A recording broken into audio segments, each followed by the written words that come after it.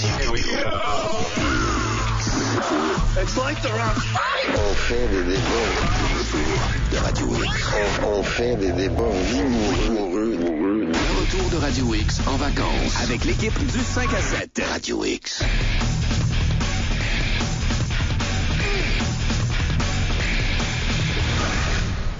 Bon, ben on va arrêter de parler de scandale puis de politique. Un petit bout, là, quand même, là. 17h43. Élodie. Allô? T'as deux personnes dans le studio. Oui. Ben, il y en a un qui va parler, l'autre qui écoute. Il a mis les écouteurs, c'est au moins ça. Oui, tout à fait. Alors, va falloir que tu me les présentes, là, parce que moi, là, je me fie à toi, là, à cette heure-ci, tu le sais, hein? Hey, la grosse pression sale, Ouais, toi. Ça n'a ouais. pas d'allure. Vas-y. Avec nous, Gabriel Morin et Louis-Philippe. Mais Louis-Philippe nous parlera pas. Mais c'est deux personnes qui ont un projet plutôt intéressant qui s'appelle Le Carnivore, qui est commencé depuis... Répète ça. Le Carnivore. Bon. Est-ce que je le dis bien, Gabriel? Oui, c'est exactement ça, Le Carnivore. Donc. Yes. C'est un projet qui est commencé depuis déjà un petit bout de temps. Puis ça m'a intrigué parce que on pourrait croire que ça va un peu dans la vague verte. Mais je me suis fait expliquer que pas tant que ça. C'est pas des candidats au Parti vert, là, eux autres, là. Non, Okay. pas du tout. En fait, tout est au niveau de l'alimentation puis d'un certain rythme de vie, mode de vie. Ouais. Vous connaissez, bon, les végétariens, les végétaliens, Ouais, bien là. ouais, les granolas qu'on appelle aussi. Ouais, les granos, les Ouais. hippies. Ben, mon ami Gabriel, ici en studio, lui, a droit de manger de la viande. Ça va plus aller au niveau local, son défi. Explique-nous exactement, Gabriel, qu'est-ce que tu as commencé à faire et quand est-ce que ça s'est passé? Donc exactement, ce qu'on a décidé à faire, c'est un défi qu'on s'est basé à partir du défi Locavore qui a démarré à New York et en Colombie-Britannique. Donc à la base, c'est de s'alimenter exclusivement à partir de produits alimentaires venant dans un rayon de 160 km. 160 km de chez toi. Exclusivement. Donc on coupe le café, le sel, tous les produits exotiques, etc., etc. Les On épices. pose pas de café ici, hein? Non, Pas encore? pas encore. Donc Fait que- on coupe tout ça. Fait que t'es fatigué le matin, là. On se trouve les moyens pour se donner de l'énergie, hein? C'est évident. Donc, à partir de ça, on a décidé de démarrer une web TV. Puis avec ça, on cherchait un prétexte. Donc, pendant un mois, je mange exclusivement local. Donc, je mange à 160 km exclusivement. Et en plus de ça, on s'est établi 6 règles de base. Donc, la première, on mange exclusivement local à 160 km. Ouais. Deuxième règle qui a rapport justement beaucoup plus au mode de vie. Interdiction de prendre sa voiture. Obligatoirement utiliser le transport en commun Mais là, et le covoiturage. L'auto, c'est quoi le rapport avec la bouffe, l'auto? C'est bien beau de manger local, mais si tu prends ton auto, que tu fais 100 km pour aller te chercher un petit steak pour encourager un producteur, veux pas, en encourageant le producteur, c'est pas nécessairement mieux pour le marché local. T'sais. OK. Fait que là, tu fais ton épicerie pas loin, à pied. À pied, en convoiturage, transport en commun. Je planifie beaucoup plus mes déplacements. Je planifie aussi beaucoup plus mon alimentation. Okay. Mais là, mettons que tu arrives au comptoir des légumes, là. Oui. Il y a des carottes, là. Comment tu fais pour savoir, t'es sûr qu'elle vient dans le dedans de 160 km de chez vous? Là? Ça, c'est une bonne question. Exactement. Dans les épiceries, c'est pas évident à faire. Première des choses. Il y a l'étiquetage Aliments Québec. Mais avec Aliments Québec, on sait pas à la ville. 160 km, exactement. Donc, c'est vraiment regarder l'étiquetage, le lieu d'empaquetage. Fait que de se promener avec son cellulaire pour regarder est-ce que c'est dans la zone de 160 km. Et ensuite de ça, c'est de planifier puis de se dire, les épiceries grande surface, c'est peut-être pas la meilleure solution pour aller chercher des légumes locaux. Ah oui, alors que t'as le marché du Vieux-Port, le marché à Sainte-Foy, Québec, puis il y en a des initiatives comme ça dans toutes les villes, même dans les régions. Pour les fruits et légumes, ouais, je peux te comprendre. Pour les producteurs aussi, c'est fait de la même manière aussi. Donc, tu as de plus en plus des kiosques dans les marchés locaux qui permettent justement de l'alimentation comme ça locale et de viande. Mais moi, Gab, là, mettons, là, des légumes, je trouve ça plate, OK? Je vais te le dire, là, je trouve ça plate de manger des légumes. Fait que là, on parle de légumes. Mais tu peux manger de la viande, ça s'appelle locavore, donc carnivore. Donc, c'est ça. ça. Tu vas aller chez les éleveurs, c'est un peu ça que vous voulez nous faire découvrir à travers la Web TV? Donc, c'est ça. Donc, à travers la Web TV, on me suit, moi, un petit peu. Qui fait le défi? C'est évident parce que c'est un bon défi puis que ça permet justement de voir, de trouver des problèmes, trouver des solutions sur pourquoi on fait pas ça, pourquoi on n'encourage pas plus ça. Donc, c'est sûr et certain que pour vous donner le meilleur exemple, pour ce qui est des féculents puis de mon pain, j'ai pas le choix de me le faire. Il y a un seul producteur qui font leur farine et qui ont aussi la certification que leurs grains viennent du Québec. Fait qu'il y a juste un endroit que je peux aller prendre mon pain pour manger Sérieux? Pour manger du pain. Le gars, le boulanger qui fait son pain, là, tu peux pas le prendre, lui. C'est du pain, c'est des grains qui viennent de l'Ouest. Mais là, Donc, tu pètes ton 160 km. Donc, ça te permet vraiment d'apprendre comme ça. Puis ensuite de ça, ben justement, vous parlez de transformateurs. Notre 6e règle, justement, pour être capable de faire le défi puis d'encourager des producteurs locaux, c'est d'être capable de respecter une masse de produits de 10% qui vient d'ailleurs. Donc, le meilleur exemple pour tout ce qui est des breuvages, tu peux pas boire grand-chose. À part de l'eau du robinet.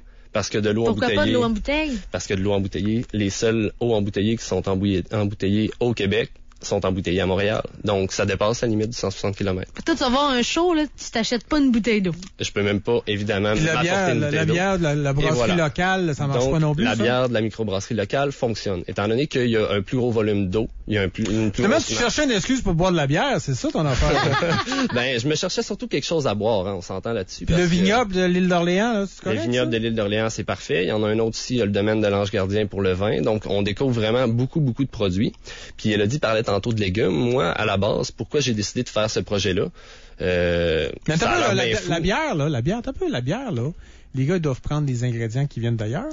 Donc, c'est ça. Mais il y a toujours une masse, il y a moins de 10% de la masse du produit qui vient d'ailleurs. Donc, c'est souvent le houblon, les grains. Moi, je priorise toujours ceux avec, par exemple, de la bière qui est faite avec du sarrasin du Québec ou de l'orge du Québec. T'as même la Schwab à Saint-Félicien, qu'eux, ils sont à 100% avec du houblon québécois. Saint-Félicien, c'est pas plus que 160 Mais c'est en dehors du 100 Fait que t'as pas le droit d'en boire. Donc, c'est ça. Finalement, t'as une maudite vie plate, là. Puis, non, ben, j'avais déjà une maudite vie plate. Comme elle disait, en fait, c'est que moi, au départ, j'ai bien des allergies. On parlait des végétariens, des végétaliens, des granos. Ben, moi, je suis tout le contraire de ça. Je suis complètement l'inverse. Au départ, je suis allergique à tout ce qui est protéines végétales. Donc, les fameuses noix et arachides. Mais en plus de ça, toutes les légumineuses, donc tous les pois, tous les haricots, et le tofu, les protéines végétales, les aliments, etc., etc. Le tofu, là, regarde, c'est pas grave, ça.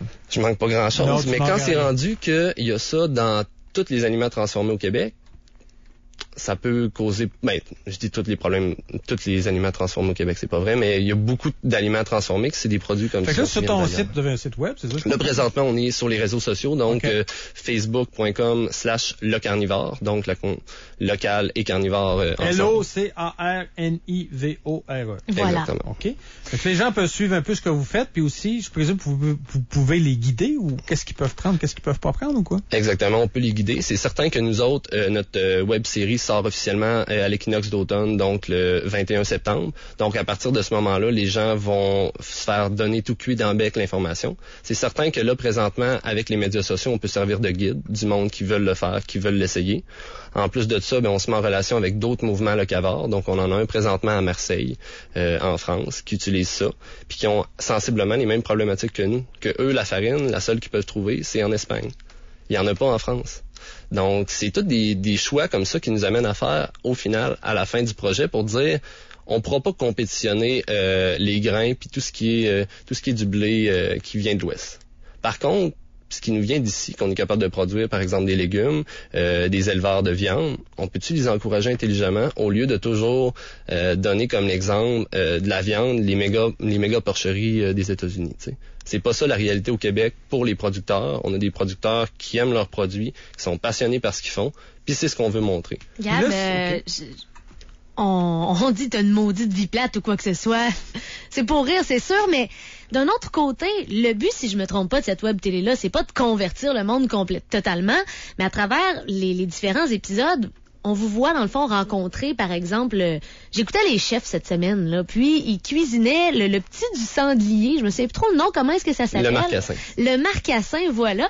Et puis, on découvrait que ça se fait à Saint-Augustin. Moi, j'avais aucune idée, donc je me suis dit, hey, j'aimerais ça y goûter, j'aimerais ça aller faire un tour à Saint-Augustin, puis tu sais, un petit pain fancy avec la famille, leur faire goûter à ça. Ça vient de ma région. C'est une viande qui est faite vraiment, tu sais, les salaires, tu sais, ils sont pas stressés, les petits marcassins dans leur enclos, là. Donc toi, tu nous fais un peu découvrir des alternatives, finalement. Oui, exactement. Puis souvent, en fait, c'est ça le problème, c'est que ces producteurs-là, ils ont pas de misère à produire. Ils sont capables de produire, mais c'est de passer les produits, de communiquer avec les consommateurs pour dire, si vous vouliez, vous tapez un trip entre amis, vous voulez faire un méchoui, vous voulez pas faire comme les autres. La ferme, le Sanglier des Bois, justement, qui était au chef, l'offre ce service-là, de louer la broche à méchoui et de vendre en plus une fesse de sanglier ou un sanglier complet pour faire des méchouis, tu sais. Okay. Ça, c'est le même pour sensiblement tous les producteurs. parce qu'ils sont contents de faire découvrir leurs produits. Je suis d'accord contents de pour le montrer. encourager les producteurs locaux, je suis parfaitement d'accord.